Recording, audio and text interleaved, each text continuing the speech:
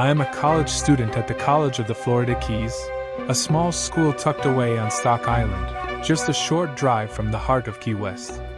As much as I love studying marine biology, the town's electric vibe always pulls me in, especially during Fantasy Fest, the week-long celebration of wild creativity, endless partying, and mask-wearing madness that overtakes the island every October.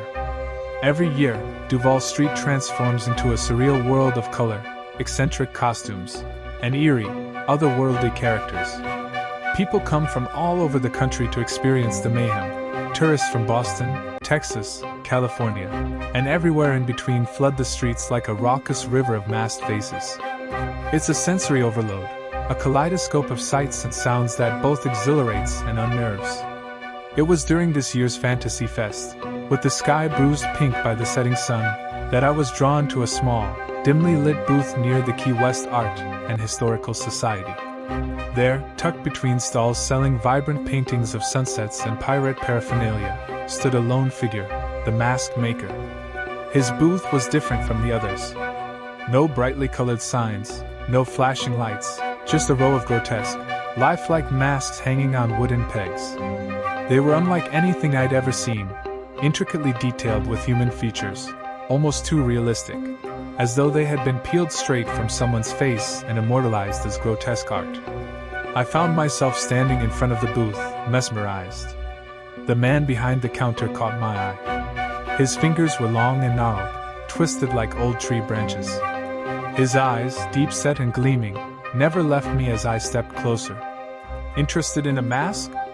His voice was a low rasp, like the wind stirring through dry leaves. Yeah, I said, unsure why I felt compelled to answer. My feet felt glued to the ground. I glanced at the masks, some smiling wickedly, others frozen in expressions of horror, disgust, and pain. There was something unsettling about their realism, a disturbing intimacy in their sculpted features. The mask maker's lips curled into a tight, unsettling smile. These aren't just any masks. Each one has a story, a life of its own. He reached out and, with those spindly fingers, pulled down a mask that immediately sent a shiver up my spine. It was pale, almost like dead flesh, with hollow, sunken eyes and lips that twisted into a sneer. There was something wrong about it. Something too real. Try it on, he coaxed, extending the mask toward me. My skin prickled as I hesitated, but then my curiosity, mixed with a strange sense of pressure, got the better of me. I took the mask.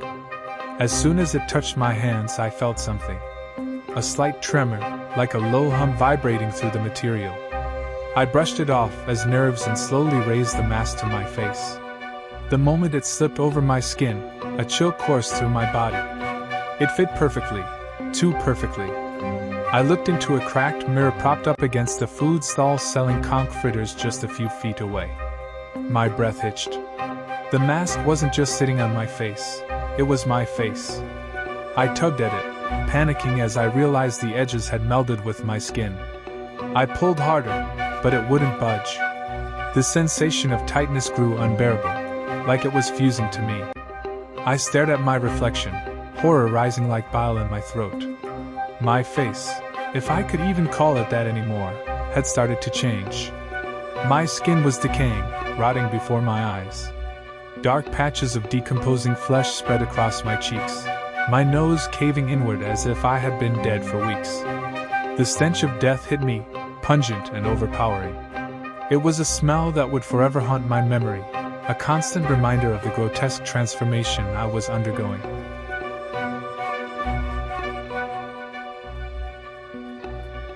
I screamed and staggered back, but no one noticed.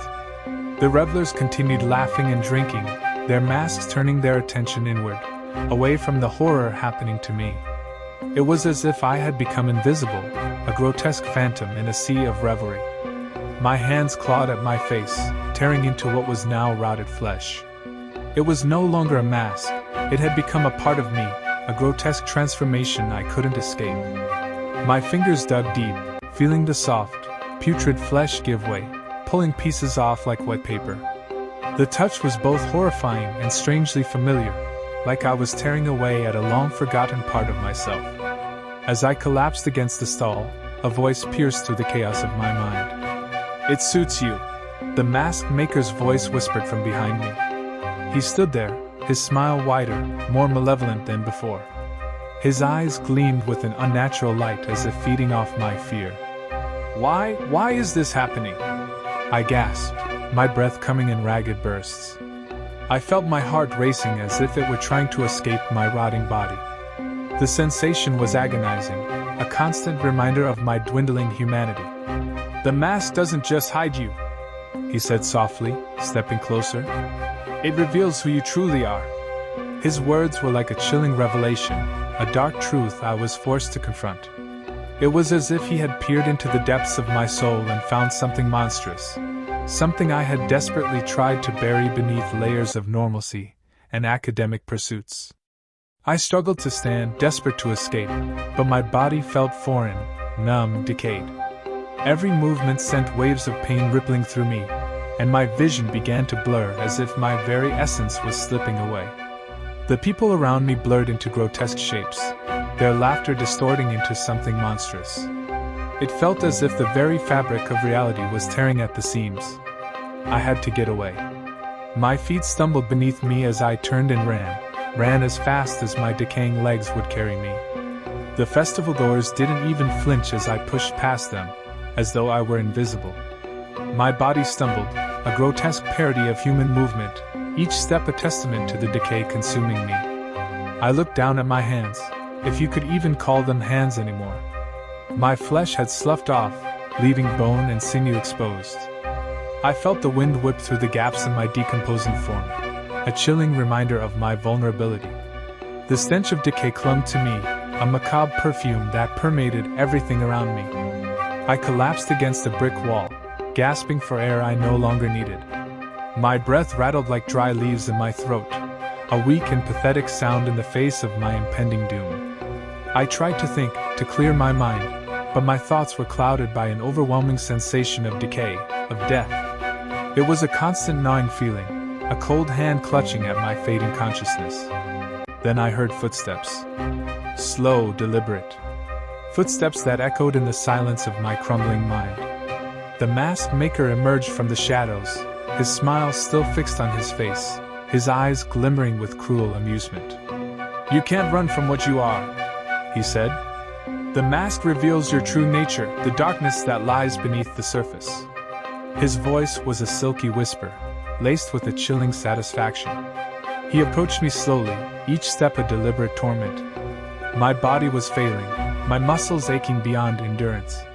Despair washed over me, a cold wave that threatened to drown my remaining sanity. Was this the end? Was this the true me, the grotesque monster hidden beneath the facade of a college student? "It's beautiful, isn't it?" he continued, his voice a cruel caress. "The transformation, the shedding of the old self. Embrace it." Panic seized me, a frantic struggle against the creeping darkness. I wanted to scream, to fight, but my body refused to cooperate. The decay had taken root, consuming me from the inside out. It was like a slow, agonizing death, a constant reminder of my own mortality. "No," I whispered, my voice a raspy croak. "Please stop." He chuckled, a sound that sent shivers down my spine. "There is no stopping it now. It's a part of you, just as the mask is a part of your face. You are one." His words were a chilling affirmation of my fate. I was no longer a separate entity, a student with dreams and aspirations. I was the mask, a grotesque symbol of my own internal darkness. He reached out, his long, gnarled fingers tracing the contours of my ravaged face. The touch was cold, a stark reminder of the death that had claimed me. "You were always destined for this," he said, his voice laced with a strange tenderness. "Now you can finally be free." The word free echoed in my mind, a cruel irony. For I was anything but free. I was trapped, a prisoner in my own decaying body, a grotesque spectacle in a world that had turned its back on me. I closed my eyes, accepting the inevitable. My body shuddered, a final spasm of defiance before succumbing to the darkness. My mind drifted, a fading echo of consciousness lost in the abyss of decay. The mask maker leaned closer, his smile a grotesque masterpiece against the backdrop of the darkening sky. "Welcome home," he whispered, "to the realm of shadows where the masks never come off." And as my consciousness faded, I felt a strange sense of peace. A terrifying, desolate peace. The peace of complete and utter decay. The revelers continued their debauchery, oblivious to the horror that had unfolded amidst their celebrations. But in the heart of Key West, on Duval Street, a new legend was born. The legend of the mask maker and his grotesque masterpiece. A haunting reminder that beneath the surface of every facade lurks a darkness that waits for the right moment to reveal itself. And sometimes, that revelation is more terrifying than any mask could ever portray.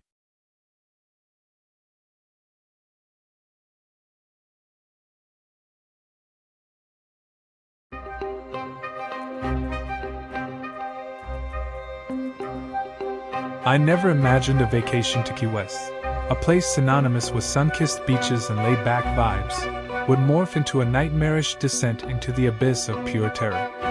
Fantasy Fest, a kaleidoscopic explosion of costumes and revelry, had lured me to this tropical paradise, promising an escape from the mundane routine of life. Little did I know that the vibrant facade of this quirky celebration concealed a sinister underbelly, a realm where nightmares manifested in the heart of Duval Street. It all started innocently enough. A group of jovial New Yorkers, encountered at the legendary Sloppy Joe's bar, had become my impromptu companions for the evening. The potent rum punches, a staple of the island's nightlife, flowed freely, fueling our laughter and carefree banter. The streets pulsated with the electric energy of the festival, a captivating tapestry of fantastical characters and costumed revelers. Tourists, many slightly tipsy, stumbled along the walkways, their laughter mingling with the rhythmic pulse of calypso music that spilled from open doorways. The air was thick with the sweet, almost cloying scent of tropical flowers, a stark contrast to the earthy, rum-soaked aroma that clung to the crowd.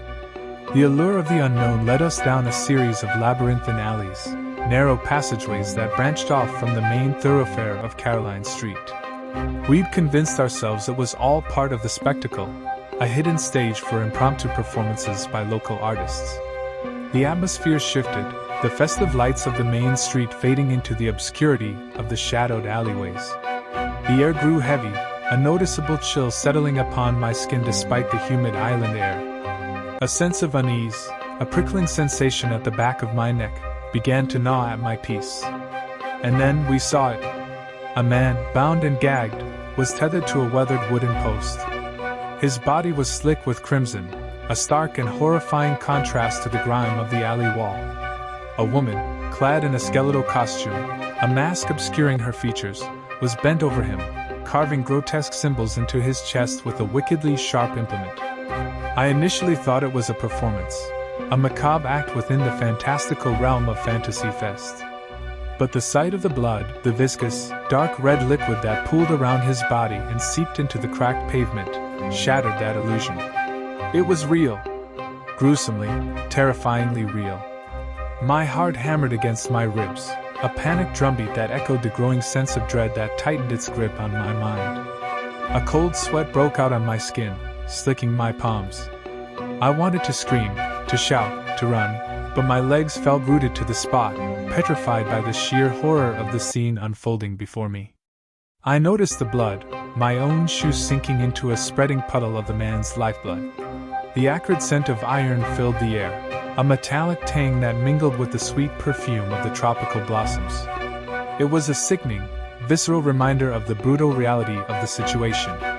The woman, the ghastly figure with hollow eyes and a skeletal grin, lifted her head. She turned towards me, her gaze locking with mine. Her smile was chilling, a cruel, grotesque expression that sent a shiver down my spine. "Your turn," she rasped, her voice a chilling whisper that seemed to emanate from the depths of hell itself. My blood ran cold. This wasn't a show. This wasn't part of the festival. This was something far more sinister, something that resided in the darkest corners of human depravity. My friends, my companions just moments before, were frozen in fear, their faces contorted in a mixture of horror and disbelief. They were trapped, just like me, in this macabre nightmare. panic surged through me.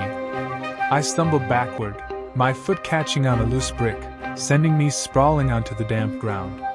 The woman's laughter, echoing in the confined space of the alley, was the soundtrack to my frantic scramble to escape.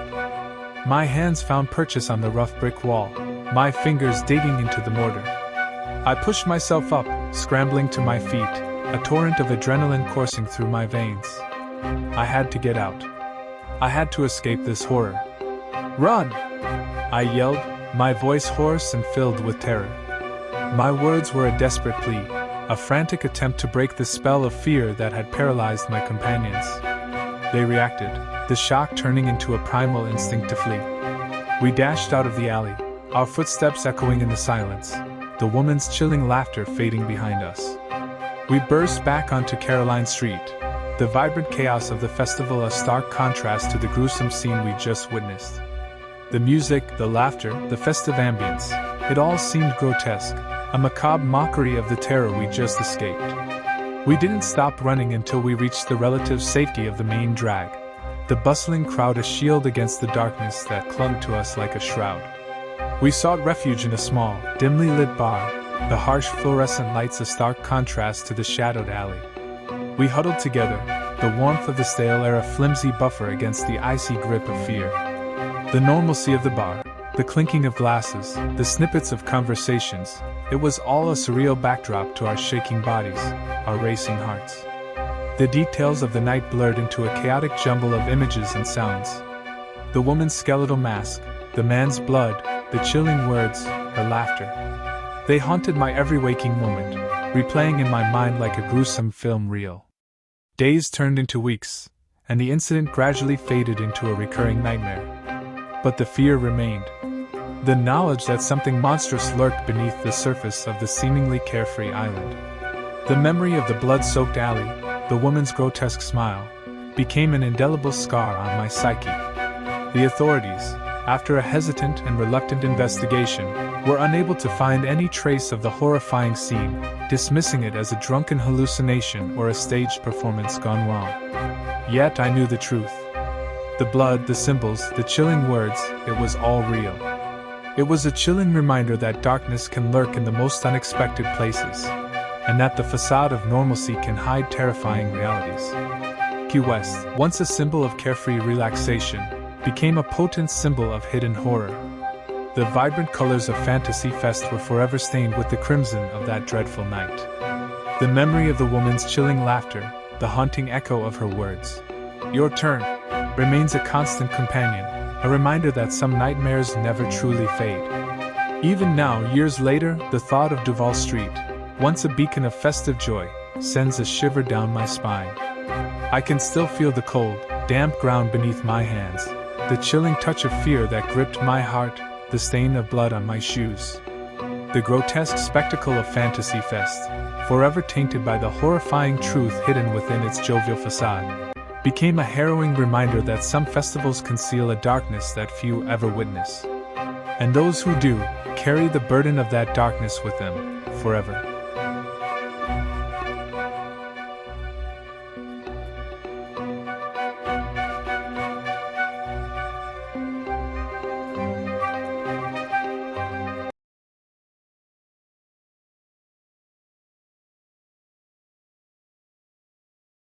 My friends and I took a taxi past the glowing streetlights of Key West, Florida, the vibrant colors of the Fantasy Fest festivities illuminating the night.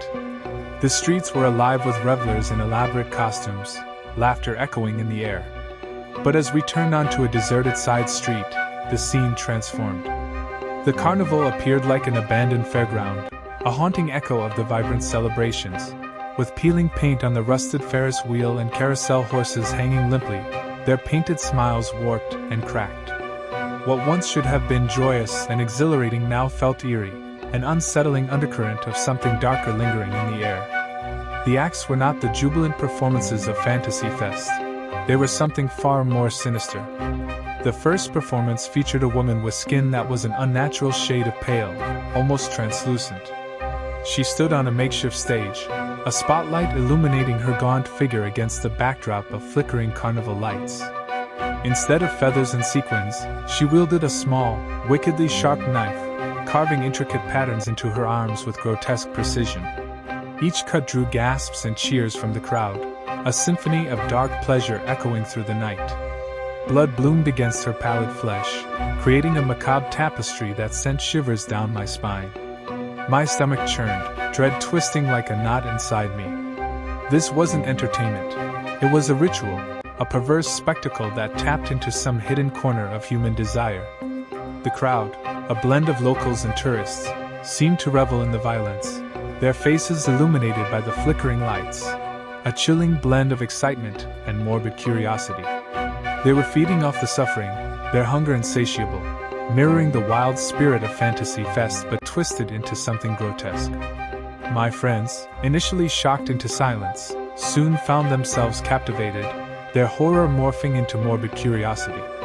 The acts grew progressively more brutal, each performance a descent deeper into the carnival's dark heart. A hulking man with a shaved head and a menacing grin began to perform, using a rusty hook to tear at his back, his screams drowned out by the crowd's roars of approval. My heart raced, a frantic drum against my ribs. Fear gripped me, cold dread snaking through my veins as the air thickened with the metallic tang of blood. I wanted to leave, to escape the grotesque spectacle, but my feet felt rooted to the spot, caught in an unseen web of horror. This wasn't just a carnival. It was a vortex, drawing me into its nightmarish embrace. Performances continued, each more gruesome than the last.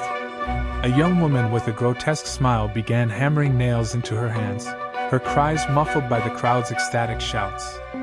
A man with piercing blue eyes sliced his tongue with a razor-sharp blade, blood spraying like a crimson geyser into the air. They weren't just performers. They were sacrifices, offering their flesh to the unseen entity that ruled this carnival. My fear intensified as I felt the crowd's eyes upon me, their gaze like the cold stare of a predator anticipating its prey. I knew, with a chilling certainty, that I was next. This wasn't a collection of freaks. It was a ritual, and I was the chosen offering. A group of hulking men with faces obscured by shadows approached, their movements silent and predatory. They grabbed me, rough hands sinking into my flesh, dragging me toward the stage, a stage that had transformed from entertainment to a sacrificial altar. My heart pounded, desperate to escape, but it was futile against their brutal strength. They wrestled me to the ground, binding me with thick, rough ropes. The stage lights illuminated my face, revealing my terror to the ravenous crowd, who had traded their festive masks for something far more sinister. A grotesque figure emerged from the shadows, a woman with obsidian-like eyes and a razor-sharp smile. She held a long, thin blade, its edge gleaming menacingly in the dim light. The crowd erupted into a deafening roar, their bloodlust palpable. The woman pressed the blade against my skin, the cold steel sending a shiver of dread through my body. The first cut was swift and precise, a searing pain that ripped through me. The crowd roared with delight, their cheers drowning out my scream. The blade danced across my skin, each swipe a wave of agony, each drop of blood feeding their insatiable hunger. I tried to close my eyes, to block out the horror, but the pain was too intense, the scene too visceral. With each pass, the crowd grew wilder, their cheers echoing through the night. I was no longer a spectator. I was an offering, a spectacle for their twisted desires. The carnival had consumed me, my flesh a canvas for their gruesome artistry. Days or perhaps nights later, I began to lose consciousness. The pain ebbed and flowed, a constant reminder of my plight. The sounds of the crowd, a chorus of madness, their cheers a haunting echo, continued to ring in my ears. I could sense my friends, their screams and struggles, fading into the background as darkness enveloped me. I felt myself dissolving, my soul slipping into the night. This was the ultimate sacrifice, the ultimate performance. As darkness consumed me, I understood the horror of the carnival of flesh. It wasn't just entertainment. It was a place of sacrifice, where the boundaries of life and death blurred. I was now part of the macabre performance, an unwilling centerpiece at the carnival of flesh, my pain a testament to the darkest depths of human depravity. Even now, in the dead of night, I wake drenched in cold sweat, the phantom pain of the carnival of flesh tearing through my memory. The echoes of the crowd, the stench of blood, the chilling laughter haunt my dreams, a constant reminder of that horrifying night when I lost myself to the carnival's twisted embrace. The carnival of flesh, forever etched into my soul, a chilling reminder of the night I became a sacrifice. And in the quiet hours, when the world falls silent, I can still hear the echoing cheers of the crowd, the whispers of the carnival never truly leaving, always feeding on the deep wounds of my flesh.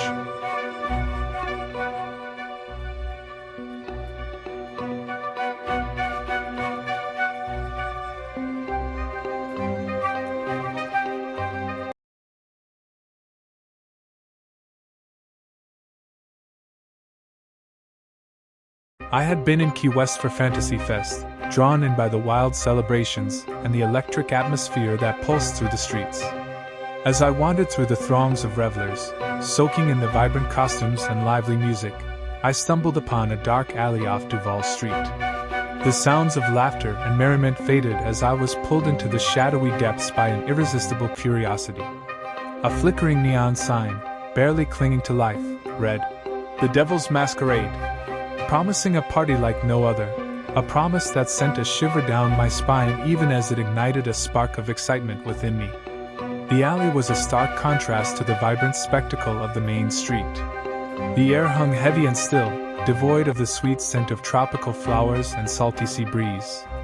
Instead, a musty odor, tinged with something metallic, filled my nostrils. Hesitantly, I pushed open the rickety door that seemed to materialize from the darkness. The sudden shift in ambience was jarring. The interior was a cavernous room, bathed in an eerie, dim light that cast long, distorted shadows across the walls. The air was thick with the scent of sweat and something else, something more primal and unsettling, a metallic tang that clung to my tongue like a bitter secret. The room was a throng of masked figures, their faces hidden behind elaborate creations of feathers, bone, and shimmering fabrics. Their laughter mingled with the sounds of something wet and heavy, a rhythmic thud that echoed through the space and sent a shiver down my spine. My eyes scanned the crowd, trying to decipher the scene before me, trying to separate the revelry from the unease that gnawed at my gut. Then I saw her, standing in a shadowed corner, as if she had always been there, waiting for me. A striking woman with raven black hair that cascaded over her shoulders like a midnight waterfall, her face concealed by a mask adorned with crimson feathers that seemed to pulse with an inner light. She exuded an unsettling charm, a magnetism that drew the eyes of everyone in the room, including mine. Her presence was a vortex, pulling me into her orbit. "Come dance with me," she whispered, her voice smooth as silk yet edged with something darker, something that sent tendrils of ice through my veins. I felt a pull towards her, a compulsion that defied logic, as if she was drawing me into a world I had never known existed, a world that both terrified and enthralled me. My feet moved before my mind could process, and I found myself across the room, drawn to her like a moth to a flame. As we danced, the laughter of the crowd began to fade, replaced by an uneasy silence. Their eyes, visible through the intricate masks, were no longer alight with joy, but wide with a primal fear that mirrored the unease that was starting to consume me. I felt a chill run down my spine, a cold dread that tightened my throat as her grip on my wrist tightened, her touch cold and unnatural, like the touch of a corpse. Without warning, she led me towards a hidden door at the back of the room, away from the pulsing heart of the party. The atmosphere shifted dramatically, the sounds of the revelry fading to a low hum, a constant thrum that seemed to vibrate in my bones. The back room was a stark contrast to the chaotic party. The walls were adorned with grotesque paintings, scenes of distorted figures writhing in agony, their expressions contorted into masks of terror and despair. The colors were a nauseating mix of sickly greens and purples, like a festering wound left to heal in the darkness. I began to feel lightheaded, my senses overwhelmed by the oppressive atmosphere, as she stepped closer, her lips curling into a predatory smile that revealed sharp, needle-like teeth. "You've come to join us, haven't you?" she purred, her voice a seductive whisper that sent shivers down my spine. A glint of something sharp caught the dim light, a small blade held in her hand, reflecting the eerie glow. Before I could react, before my mind could comprehend the danger, she pressed the blade against my skin, slicing through my costume like it was made of paper. The pain shot through me, searing and immediate, a jolt of agony that stole the breath from my lungs. I stumbled back, clutching at the wound, blood seeping between my fingers, staining the vibrant fabric of my costume with a macabre crimson.